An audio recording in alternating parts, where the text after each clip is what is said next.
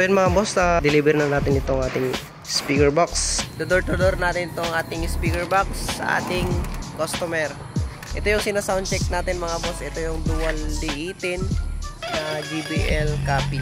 Andito nga pala tayo mga boss sa Isabela, dito sa may Mabitak. Yan. Kanina umalis tayo ng 4:30 ng madaling araw. Yan.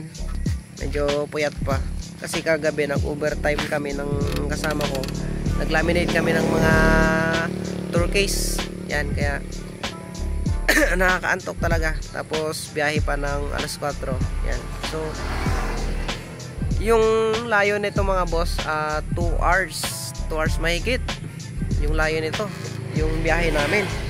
Yan.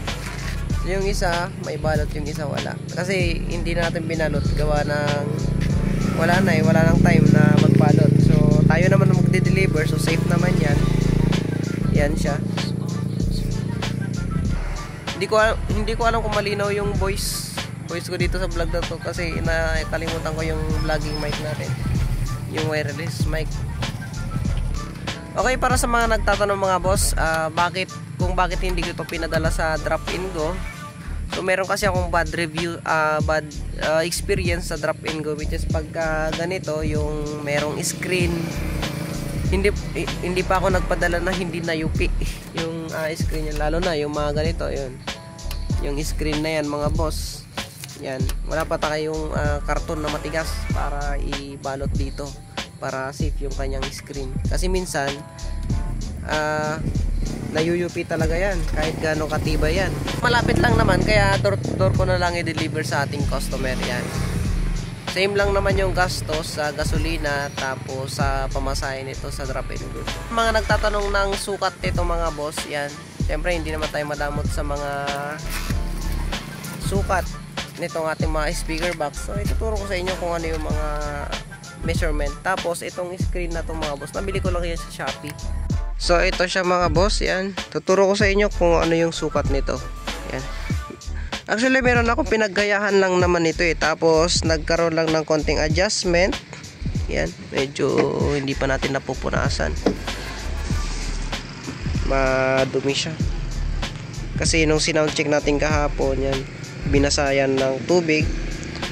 Hindi napupunasan kagabi kasi nabisi tayo So ito meron siyang planger.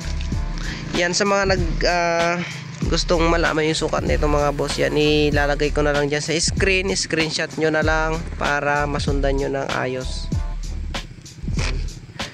Pero payo ko sa inyo mga boss, kapag di ba yan, may sukat na kayo, bumili muna kayo nitong screen. Kasi minsan yung screen hindi akma dyan sa measurement na yan, na yung nasa screen na yan. So payo ko sa inyo, bumili muna kayo ng screen, tapos yung screen ang sundan nyo para fit na fit talaga dito sa mga edges nya. Yan, tulad nito, yan, para fit talaga dyan. Tapos dyan, dulo to dulo dapat 0-0. Hindi naman masyadong 0-0. Yan, bili muna kayo ng screen, meron naman sa Shopee. Ilalagay ko yung link sa description ng ating vlog. Yan, hanapin nyo lang yung link nito mga boss. Mura lang naman to, 1,000 plus, like something ganon. Tapos yung nasa loob naman ng mga boss, yan yung tawag dyan, yung foam fiber peel. Yung ilalagay ko din sa description yung kung saan ko nabili yan mga boss, yung fiber peel natin. Yun, yung puti.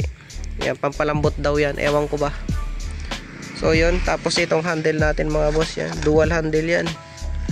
Yan, binutasan dito kasi para mahawakan. Pa natin napupunasan, mamaya pupunasan muna natin para ayos, diba?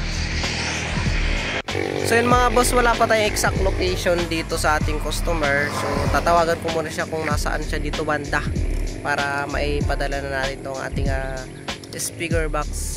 So tara. So yun mga boss, na-deliver na natin itong ating speaker box. Dito, naligaw pa tayo. Yan, nagbo-vlog ako. Yan.